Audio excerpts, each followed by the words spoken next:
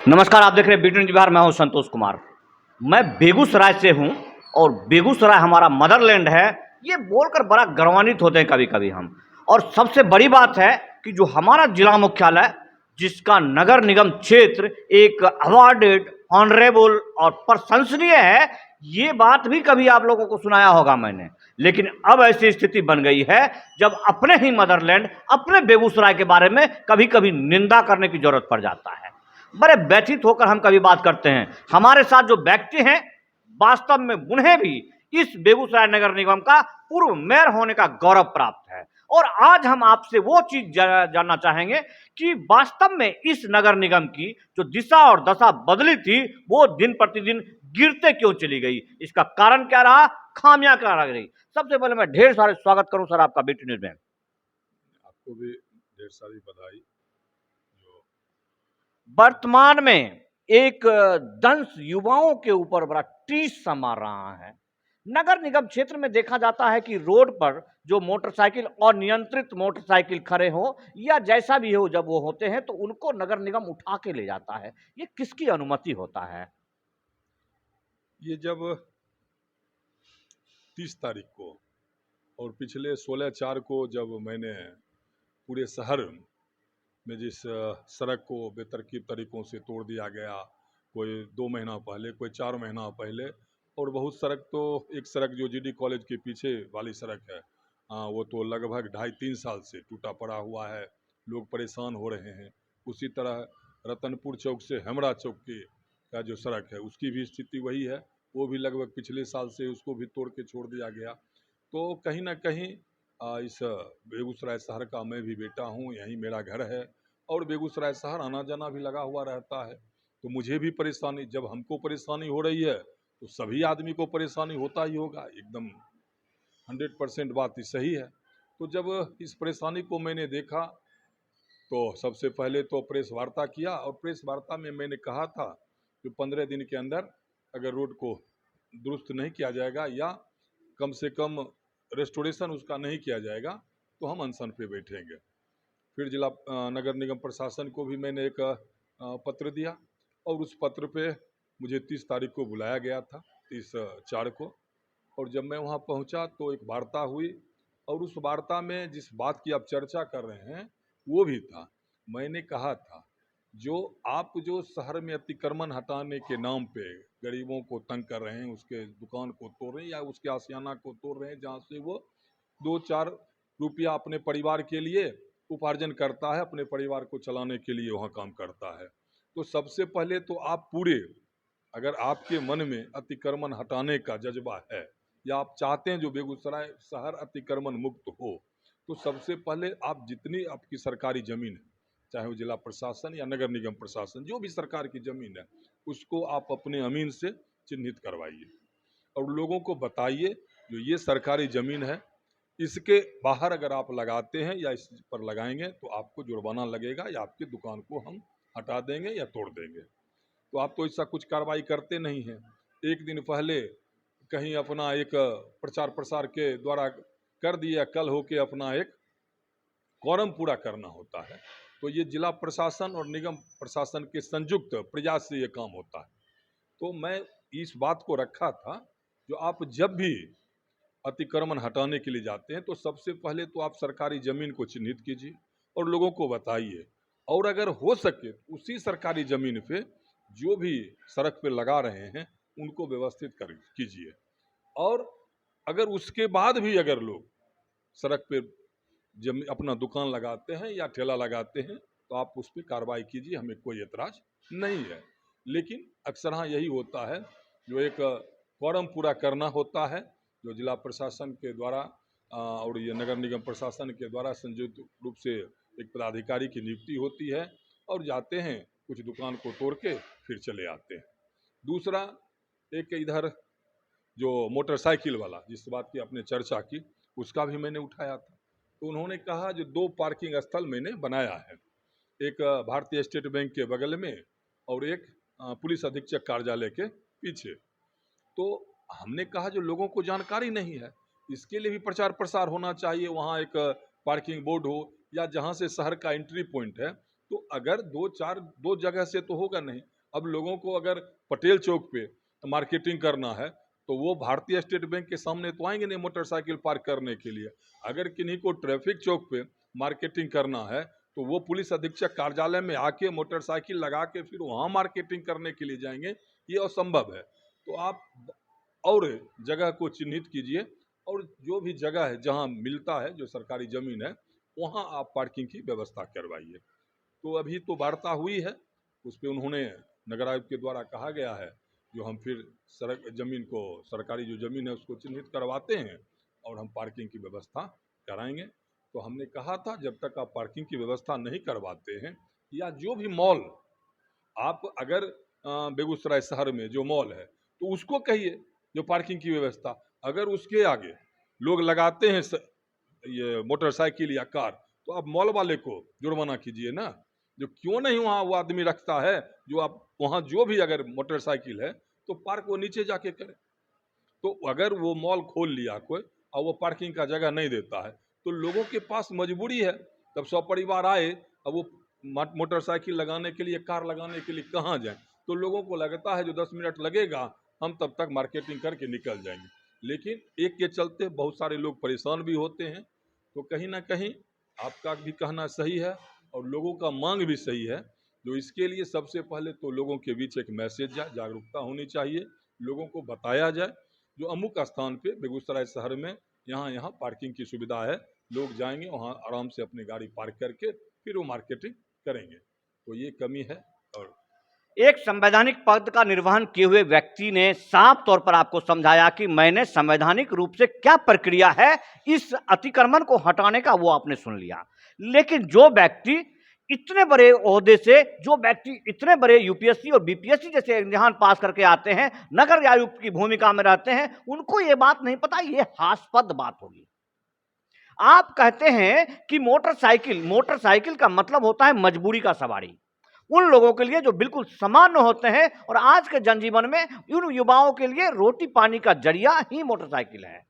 और आप कहते हैं कि मोटरसाइकिल को आप स्टेट बैंक के सामने खड़ा कीजिए और 4 किलोमीटर पर पटेल चौक पर जाकर के आप खरीदारी कीजिए, ये तो कतई उचित नहीं है।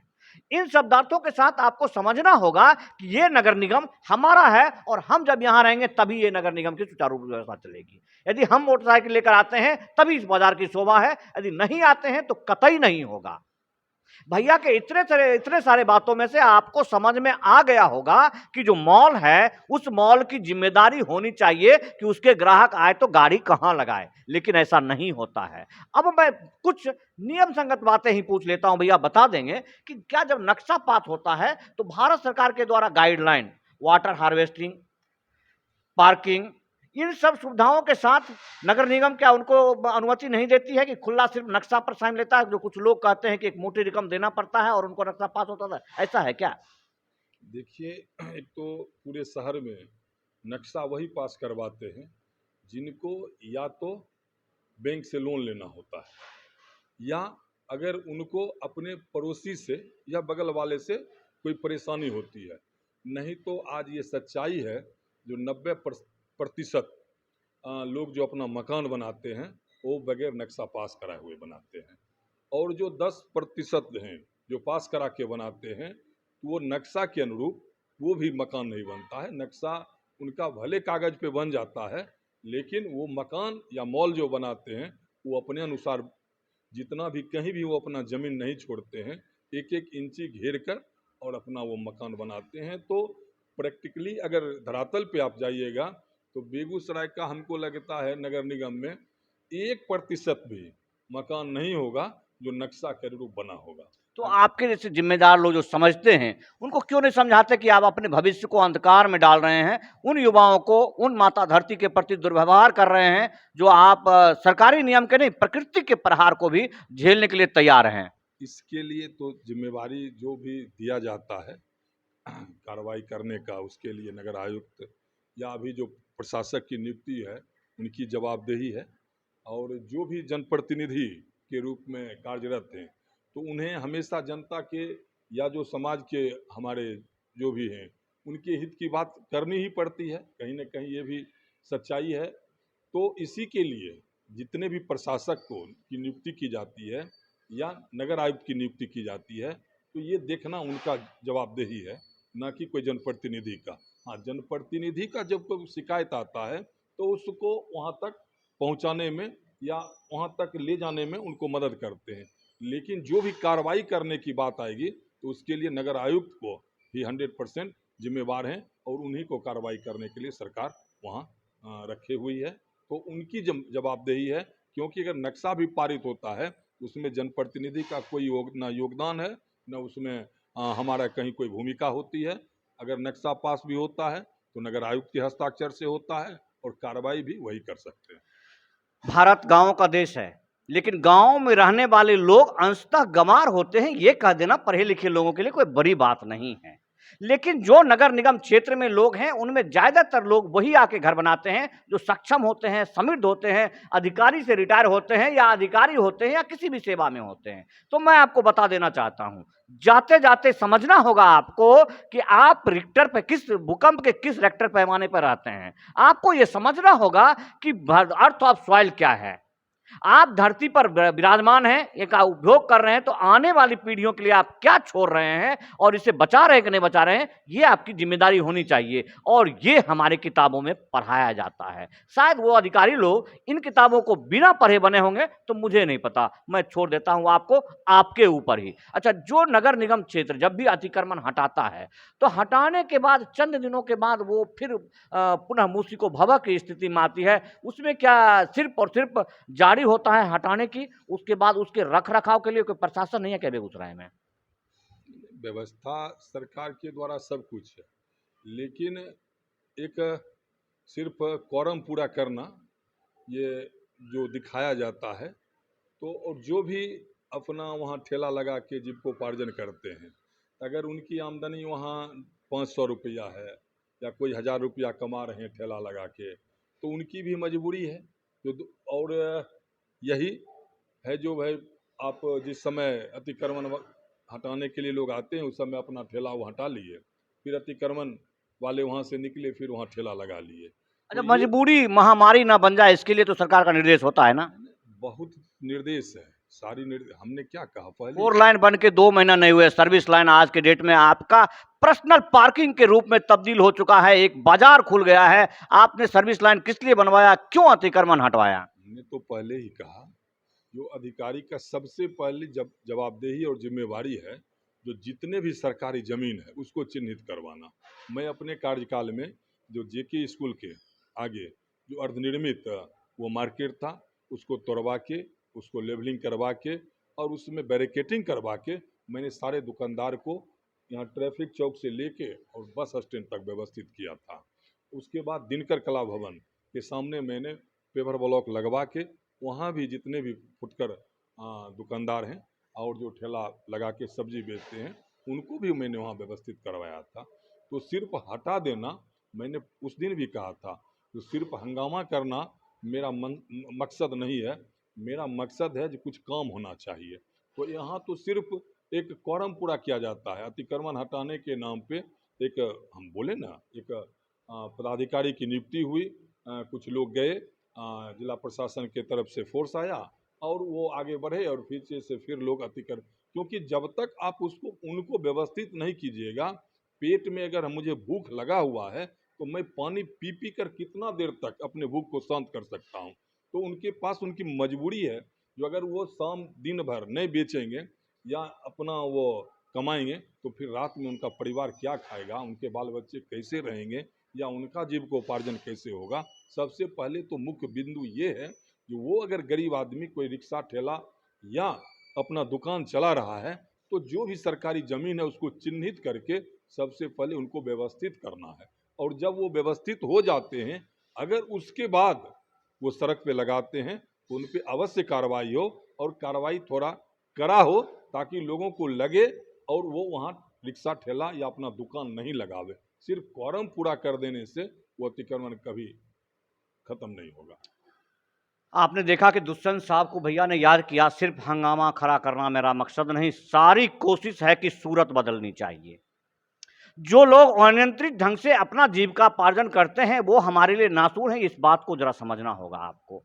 नगर निगम क्षेत्र में रहने वाले 90% तक लोग ऐसे होंगे जो सिर्फ और सिर्फ अपने किसी तरह से और कार्यों से अपना पेट पालन करते हैं, और 10% मात्र लोग बाजार के ऊपर निर्भर करते हैं, जो बाजार चलाते हैं, दुकान चलाते हैं या अनियंत्रित ढंग से ठेला लगाते हैं कहीं भी रोड के ऊपर। तो आपको स्मरण करा दूं, जब ये नेशनल हाईवे 31 बना होगा तब आपके लिए अवध तिरहुत पथ, हर हर महादेव चौक से लेकर खातोपुर तक के लिए रोड को बाजार के लिए छोड़ा हो गया होगा। इनके अलावा जितनी रोडें हैं वो सब लाइफलाइन रोडें हैं, और उनको आपने कॉमर्शियल बना लिया। कॉमर्शियल बनाने का तात्पर्य यह है कि आप अपने सुविधा अनुसार हमें मुहैया कराना चाहते हैं। यदि हमारी जरूरत होगा तो हम आपके घर में जाकर भी सामान खरीदेंगे, लेकिन उसके लिए आपको प्रचार प्रसार करना होगा और व्यापार करना होगा तसल्ली से कि ग्राहक भगवान होते हैं, हम तक चल के जरूर आएंगे वो। लेकिन इस मुहैया से कि ग्राहक जब हमारे दर पे आएंगे तो हम उसको थप्पड़ मारेंगे, लपाट मारेंगे, उनकी मोटरसाइकिलें छीन लेंगे, उनका मोटरसाइकिल खड़ा करने जगह नहीं देंगे, ये उचित नहीं होगा। मैं इन्हीं बातों के साथ छोड़ जाता हूं। लगभग इन्होंने उन पॉइंटों को कवर किया है जिसके माध्यम से इस शहर को सुचारू रूप से बसाया जा सकता है। पुनः जैसे था, इन्होंने चर्चा किया जेके हाई स्कूल के सामने, आपने देखा होगा कि बैरिकेडिंग लगा था, आज वो बैरिकेडिंग आपको नहीं दिखेगा।